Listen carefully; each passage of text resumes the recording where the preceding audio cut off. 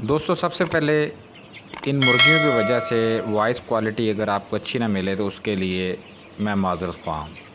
और दूसरे नंबर पर मैं आपको अर्ज़ करता चलूँ कि आज के वीडियो में मैं कोई केस स्टडी नहीं लेके आया, कोई मुर्गियों की आपको मैं पोल्ट्री फार्म की कोई फिजिबिलिटी रिपोर्ट आपसे शेयर नहीं करूँगा या किसी किस्म के कोई बिज़नेस आइडियाज़ नहीं दूँगा।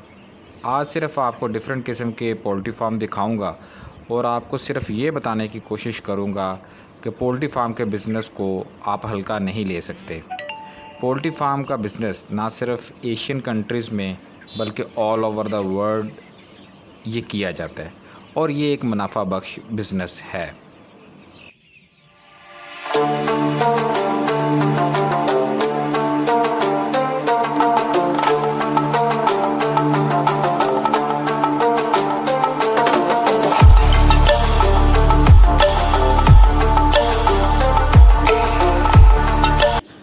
अब दोस्तों सवाल ये उठता है कि अगर ये इतना ही मुनाफा बख्श बिज़नेस है तो लोग इसको करते क्यों नहीं।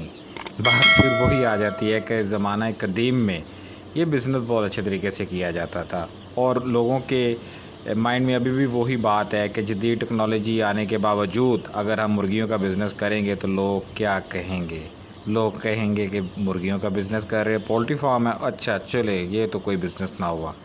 हालांकि आपको अपना रोशन मुस्तकबिल देखना है या लोगों की बातें देखनी है।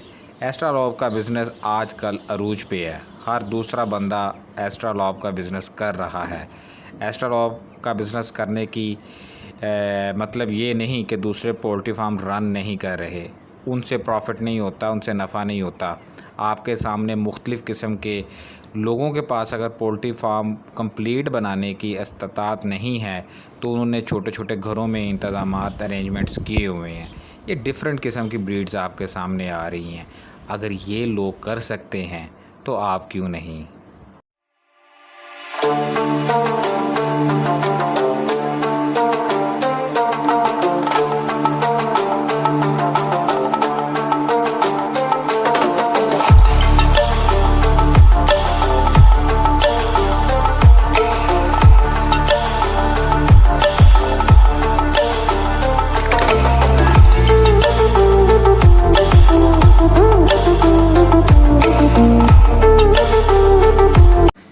एक बात तो आपने बचपन से सुनी होगी कि लालच बुरी बला है। जी हाँ, कुछ लोग बिज़नेस शुरू करने से पहले अपने दोस्त अहबाब या अपने गिरदो नवाह में से मशवरा करते हैं कि यार मैं पोल्ट्री फार्म का बिज़नेस शुरू करने जा रहा हूँ, मुर्गियों का बिज़नेस शुरू करने जा रहा हूँ, ये काम ठीक है।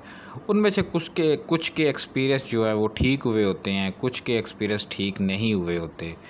वो ठीक क्यों नहीं होते, अगर सर्वे किया जाए तो उसमें से ज़्यादातर वजह यही निकलती है कि उन्होंने लालच की, शुरू में ही 500, 1000, 1500 बर्ड डाल दिए ला के और उन्होंने ये समझा कि साथ में इनकी नशो नुमा करके एक ही दफ़ा मैं नफ़ा कमा लूँ। लेकिन जब आपको एक्सपीरियंस नहीं है तो आपको हमेशा छोटे पैमाने से शुरुआत करनी चाहिए।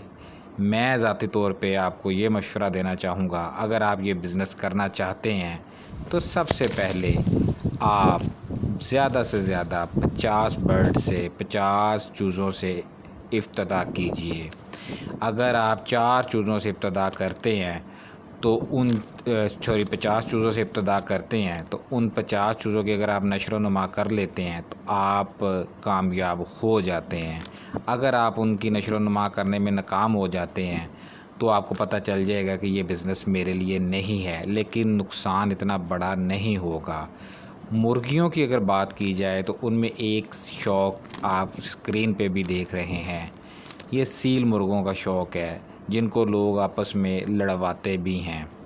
हालांकि जानवरों को लड़वाना कुछ लोग अच्छा नहीं समझते, लेकिन ये मुर्गे बने ही इस चीज़ के लिए हैं। इसी तरह कुछ कुत्ते होते हैं, फाइटर डॉग्स, जो आपस में लड़ते हैं। कुछ लोग जो एनिमल लवर्स होते हैं इन चीज़ों को बिल्कुल भी अच्छा नहीं समझते, लेकिन क्या किया जाए, शौक़ होता है। जो चीज़ जिस काम के लिए बनी होती है लोग उसको उसके लिए इस्तेमाल भी करते हैं।